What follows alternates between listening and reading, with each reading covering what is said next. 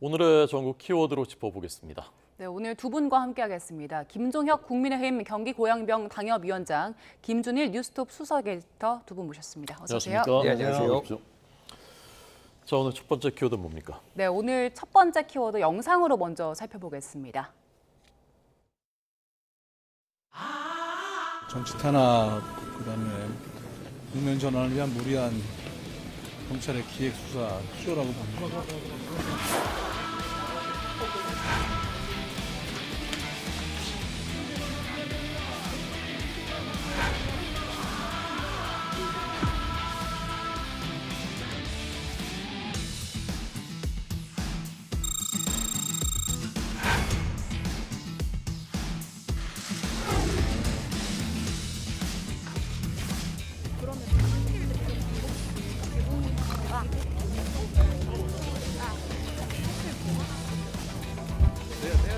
내부적으로 논의해서 말씀드리지 않겠어요? 전체적으로 이 문제에 대해서.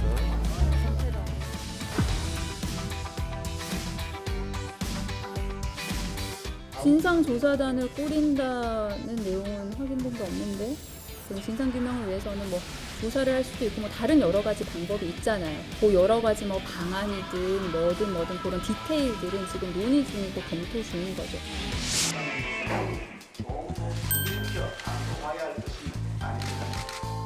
적당히 조사해서 적당히 묻고 가겠다는 검은 속내를 드러낸 것입니다. 수천억 원의 이익을 민간 업자에게 몰아주었다는 범죄 혐의를 받고 있는 현직 대표도 어쩌지 못하면서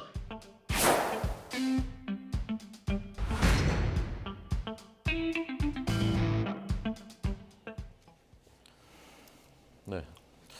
당 차원의 진상조사 방안이 오늘 나오지 않을까 이제 예상을 했었습니다만 조금 전에 이재명 대표가 사과하면서 검찰 수사에 맡기겠다라고 했는데 어떻게 해석하셨습니까, 김 대표님? 그러니까 이게 당 차원에서 진상 조사를 하면은 어디까지 나올 수 있느냐가 이제 첫 번째 문제고, 두 번째는 그게 진상 조사에서는 별게 안 나왔는데 검찰 수사에서 줄줄이 이제 뭐 녹취록에서 또 이 뭐 실명이 나오면서 또 의원들이 소환되고 했을 때 그러면은 뭘 조사한 거냐, 제대로 조사는 된 거냐, 면죄부 주려고 조사한 거 아니냐, 이제 이런 프레임에 빠질 수가 있거든요. 그래서 그런 고민을 한 것 같습니다. 이제 이게 이제 뭐 사안은 좀 다르지만은 예전에 프로야구 2012년에 프로야구에 승부 조작 사건이 있었어요. 그때 뭐 이게 야구 팬들은 기억하실지 모르겠는데 LG의 박현준 선수라는 굉장히 유망주가 여기 연루가 됐거든요. 네네. 그래서 그때 단장이 이제 LG 백승계 단장이 불러다가 야, 이번이라고 관계 없지? 네, 관계 없습니다. 그래, 열심히 하자. 이게 약간 레전드 짤처럼 남아 있어요. 그러니까 자체 조사로 이게 가능한 것이냐? 이게 오히려 굉장히 후폭풍이 더 일 수도 있다. 이런 거를 좀 감안을 한 것 같습니다. 그래서 일단은 지금 어디까지 검찰이 파악하고 있는지 그런 상황도 모르니까 조금 검찰 수사를 지켜보면서 대응을 하자, 이렇게 보이는 것 같습니다. 네, 위원장께서는 오늘 이재명 대표 입장 발표 어떻게 들으셨어요? 아니 그 뭐 검찰 수사에 맡기겠다, 그리고 뭐 죄송하다라고 얘기를 했지만 그럼 그 이전에 했던 얘기들은 뭡니까? 이거는 정치 탄압이고 국면 전환용 검찰의 기획 수사라고 계속 주장하지 않으셨습니까? 그럼 먼저 그 부분에 대해서 사과부터 하셔야 되는 거 아닙니까? 저희가 그렇게 주장했는데 죄송하게 됐다, 알고 보니까 저희가 여러 가지 문제가 있는 것 같다, 그러니까 우리 스스로 조사를 하면 국민적 의구심이 남을 테니 그러면 이거 검찰 수사에 맡기겠다라든가, 아니면 그것이 아니라면 적어도 중립적인 제3의 인물들을 뭐 그 모셔다가 적어도 자체 조사를 해본다든가 뭐 이렇게 해야 되는데, 저는 뭐 지금 이 사태가 터진 지 벌써 며칠 지났습니까? 근데 이제 와서 계속 미적하면서 검찰의 그 화살을 돌리고 다른 쪽으로 이 사건의 본질을 회피하려고 하다가 도저히 안 되니까 확실한 증거들이 계속 터져나오고 하니까 이제 와서 저런 식으로 꼬리 자르기 식으로 뭐 불미스러운 사태, 뭐 이게 뭐가 불미스러운 사태입니까? 우리 국민들 다 알고 있지 않습니까? 그렇게 불미스럽다는 얘기의 인식으로 넘어갈 수 있는 상황이 아니거든요. 그래서 저는 뭐 그 이전까지 해왔던 것의 연장선상이지만 이건 굉장히 좀 잘못하고 있다라고 생각을 합니다. 네.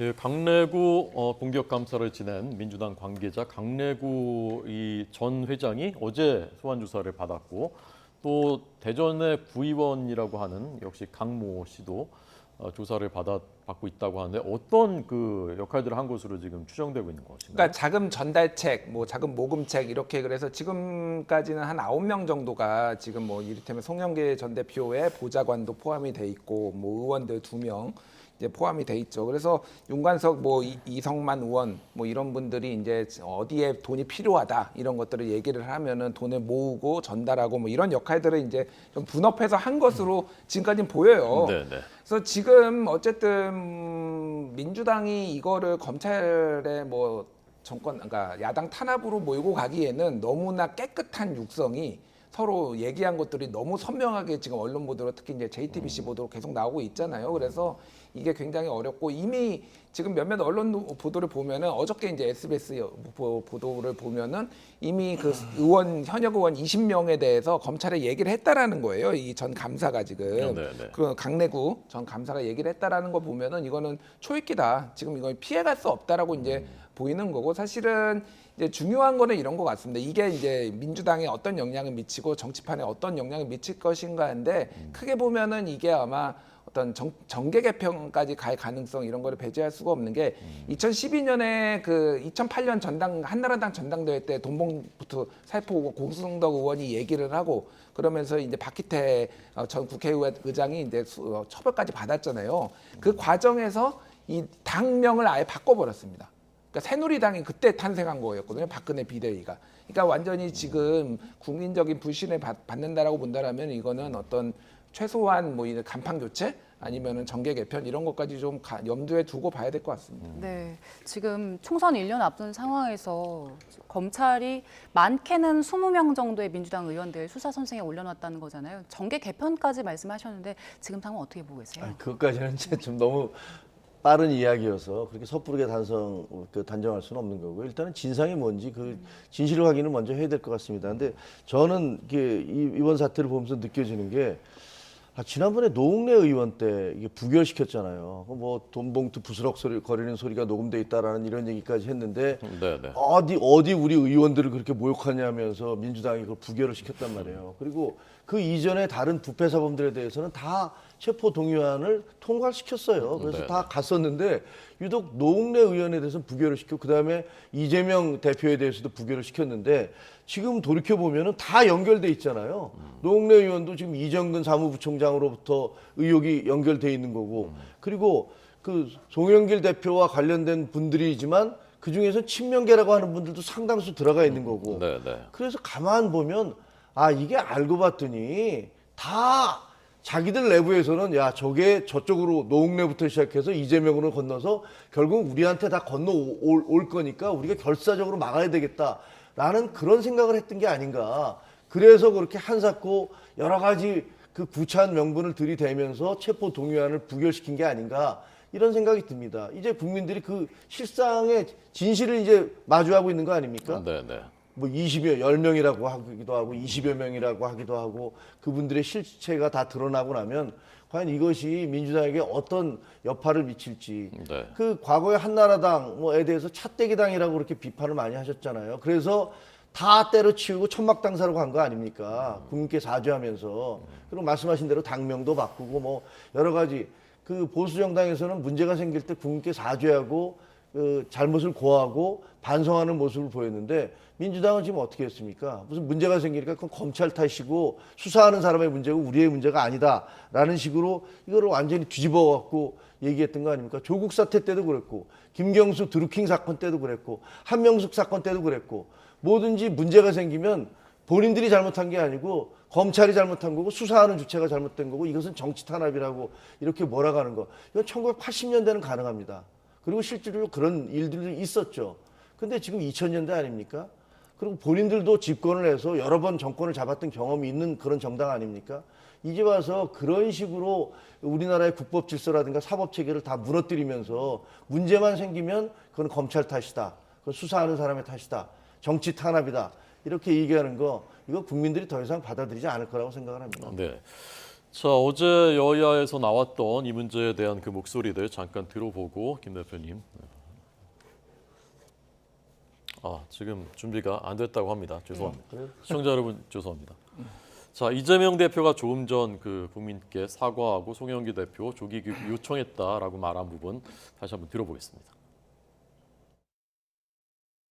저희 민주당은 이번 사안을 엄중하게 인식하고 있다는 말씀을 드리면서 이번 일로 국민 여러분께 심려를 끼쳐드린 점에 대해서 당 대표로서 깊이 사과드립니다.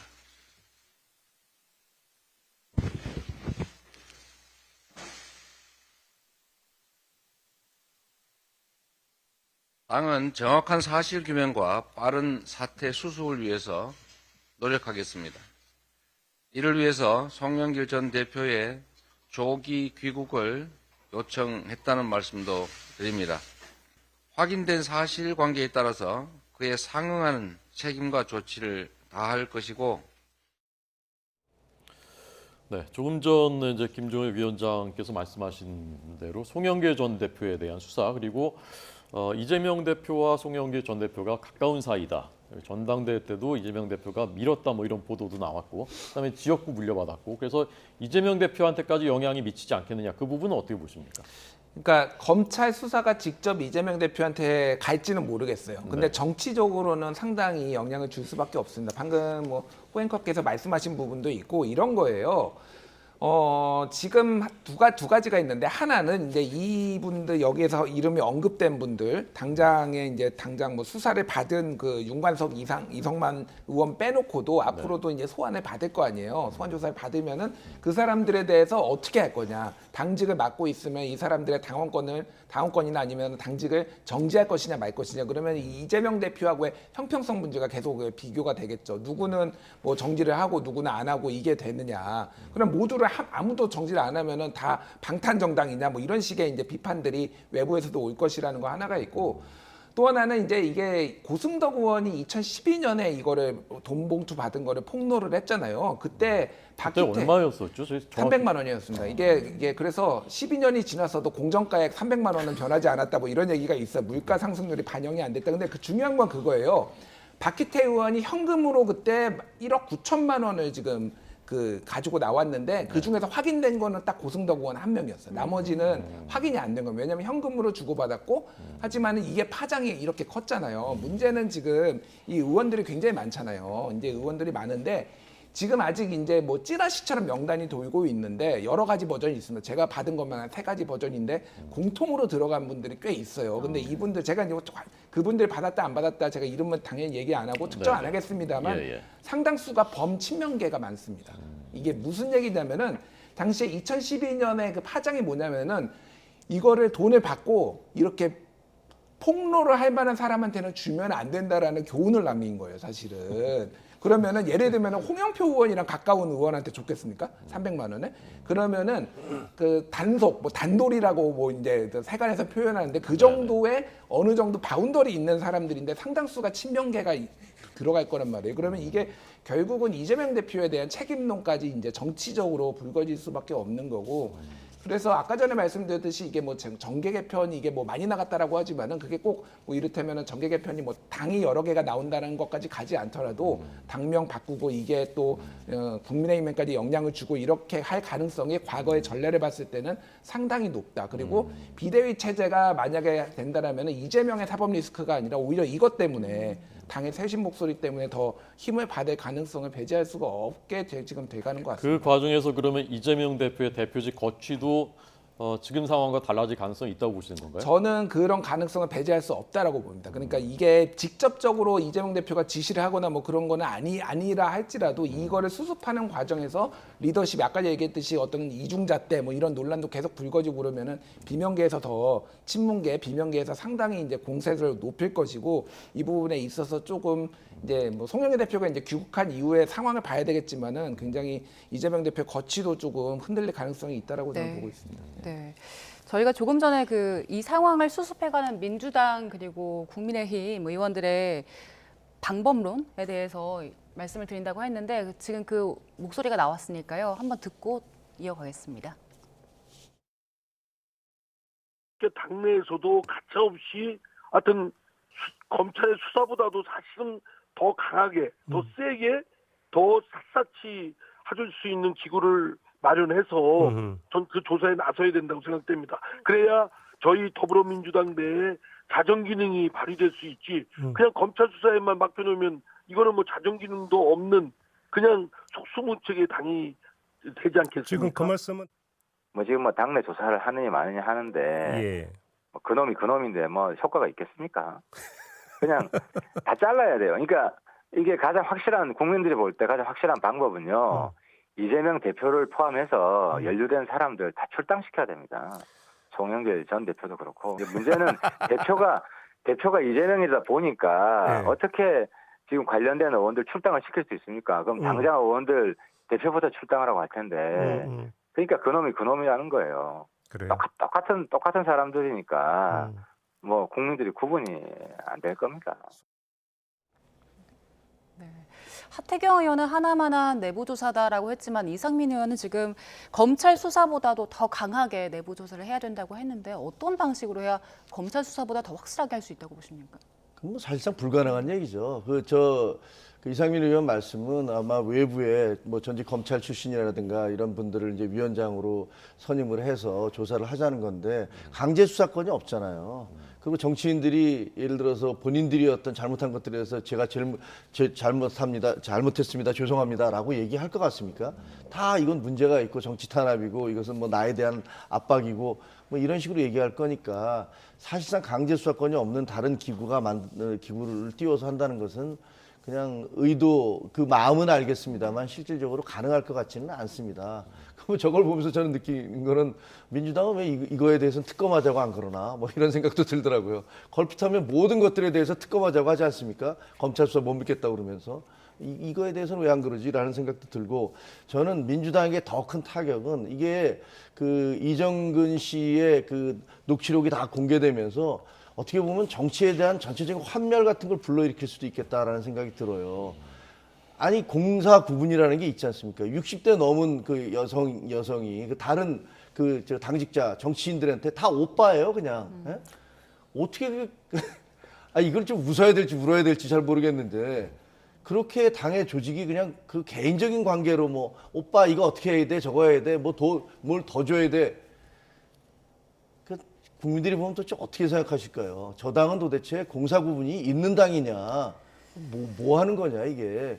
한 개인 여성 한 분이 그렇게 모든 사람을 다 오빠 동생 해가면서 그런 식으로 돈 봉투를 몇 개 더 만들어야 돼, 줄 거면 다 줘야 돼, 이런 식으로 얘기를 하면 그래 하면서 끌려다니는 당이 그 민주당의 실제 모습이냐, 이런 부분들에 대해서 저는 굉장한 그 민주당 지지자들이 엄청난 모멸감과 자괴감을 느낄 거라고 생각을 합니다. 네. 그래서 이 부분에 대해서 과연 민주당 강성 지지자들이 어떻게 나오시는지 좀 궁금합니다. 네. 지켜봐야 될 것 같아요. 예, 이재명 대표는 이제 조금 전에 그 진상조사 부분에 대해서는 검찰이 수사를 해라. 그러나 이제 정치적인 고려를 배제하고 수사하라라는 이제 입장을 정리한 것 같고 그 부분하고요. 지금 또 김 위원장 말씀하신 그 부분에 대해서 하실 말씀 있으십니까? 그 이정근 사무부 총장의 화법 이런 거를 제가 옹호를 하거나 그럴 생각은 전혀 없습니다. 저는 그냥 들으면서 저도 약간 좀 거친 표현인데 좀 상스럽다 약간 그런 느낌을 받았어요. 근데 사실 사적인 이게 공식석상에서 있었던 건 아니고 사적으로는 다 호영호재하거든요. 정치인들도 남성 정치인들도 형님이라고 다 하고 그래서 그거 오빠라고 한 거를 가지고 굳이 공개석상에서 한 것도 아닌데 그거는 문제 삼고 싶지는 않고 그 내용이 더 충격적이라고 봐야 되죠. 그리고 모르겠습니다. 특검 얘기까지 하셨는데 그건 비꼬기 위해서 하신 말로 좀 이해를 하겠습니다. 이거를 특검을 하자고 하겠습니까? 그 전에 50억 클럽 특검이나 김건희 여사 특검은 할 만하니까 하는 거고 여론조사도 굉장히 높게 나오는 거니까 이거는 어쨌든 민주당이 수사를 받아봐야 아는 거고 명백하게 잘못한 부분이 있으니까 그 부분은 좀 지켜봐야 될 것 같습니다. 네. 그리고 이재명 대표가 송영길 전 대표에게 조기 귀국을 요청했다는 얘기도 오늘 했잖아요. 네. 원래는 7월쯤에 귀국할 예정이었는데 어떻게 입장을 밝히겠습니까? 아니면 조기 귀국까지 가능할까요? 조기 귀국을 해야 되지 않겠습니까? 마땅히 책임 있는 정치인이라면 본인으로 인해서 이게 다 불거진 일이잖아요. 공당의 대표셨고 정치적 꿈 서울시장에도 출마하셨던 민주당의 대표적인 정치인이시기 때문에 뭐가 됐든 들어와서 이 진실을 밝히는데 이 논란의 전후 막전 막후를 다 공개하는 데 있어서 가장 큰 키를 가지신 분이잖아요. 만약에 송영길 대표가 계속 들어오지 않고 7월까지 뭐 해외에서 돌아다니신다, 계속 머물러 체류를 하신다고 하면 그 부분에 대해서 얼마나 많은 비난의 화살이 쏟아지겠습니까? 저는 버티기 쉽지 않을 거라고 봅니다. 결국은 송영길 대표 들어오셔야 될 거고 안 들어오시면 아마 당은 계속 정말 그 위기 상황, 뭐 물론 들어오신다고 그래서 그 위기 상황이 해소된다는 보장은 없습니다. 하지만 그럼에도 불구하고 책임 있는 정치인으로서 들어오셔서 본인이 직접 해명하시는 게 옳겠다라고 생각합니다. 네. 이재명 대표가 오늘 조기 귀국을 요청했다라고 밝힐 정도면은 좀 조율이 된 것으로 봐야 되나요? 송 전 대표하고? 잘 모르겠습니다. 뭐 룩셈부르크로 지금 이동한다 뭐 이런 얘기도 있어가지고 지금 당장 들어올지. 근데 뭐 송영길 대표가 안 들어올 수는 없을 것 같고, 그런데 뭐 그 시기는 본인의 어떤 정치적 일정 상황을 보고 들어올 것 같아요. 근데 지금 상황으로 보면은 뭐 7월까지는 버티기 힘들지 않을까? 그런 생각이 듭니다. 그래서 뭐 4월은 몰라도 뭐 5월 아니면 6월 안에는 들어와서 검찰 수사 좀 진행되는 걸 보고 아마 본인은 판단하실 것 같아요. 예. 네. 자, 검찰 수사가 진행 중이니까요. 추이를 보겠습니다.